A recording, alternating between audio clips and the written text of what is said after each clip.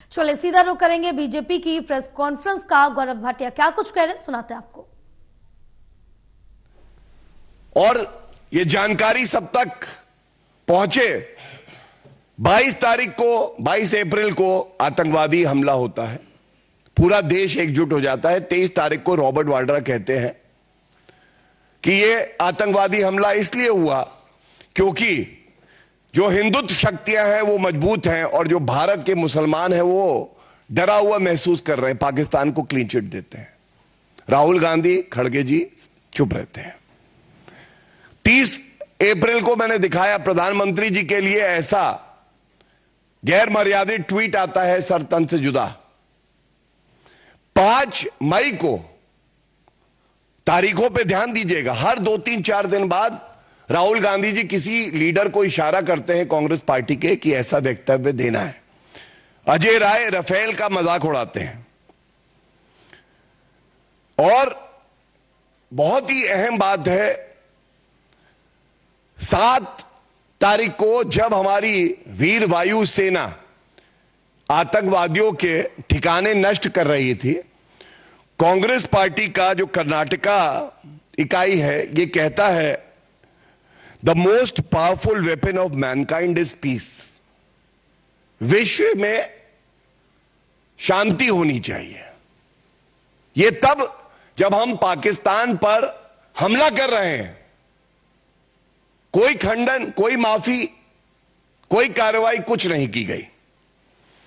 उसके बाद 16 तारीख को कर्नाटका के कांग्रेस के एमएलए मंजूनाथ कहते हैं प्रमाण दीजिए क्या नष्ट हुआ है। और सबसे बड़ी बात है, जैसा मैंने कहा, पाकिस्तान की नेत्री मरियम नवाज कह रही हैं बहुत नुकसान हुआ पाकिस्तान को, आतंकवादी ठिकाने, पाकिस्तान के एयरबेस। मल्लिकार्जुन खड़गे जी राहुल गांधी के इशारे पे कहते हैं ऑपरेशन सिंदूर तो छुटपुट युद्ध है, छुटपुट युद्ध। आप एक के बाद एक कांग्रेस पार्टी का अगर चरित्र देखेंगे, गैर जिम्मेदाराना रवैया देखेंगे, तो यह कहना गलत नहीं होगा कि भारत के साथ अगर कोई गद्दारी कर रहा है तो वो कांग्रेस पार्टी कर रही है, राहुल गांधी कर रहे हैं। और जो भी सकारात्मक कदम सरकार उठाती है उनका केवल विरोध करना, नरेंद्र मोदी जी के लिए अपशब्द कहना, यही राहुल गांधी जी की जिंदगी का लक्ष्य बन गया है।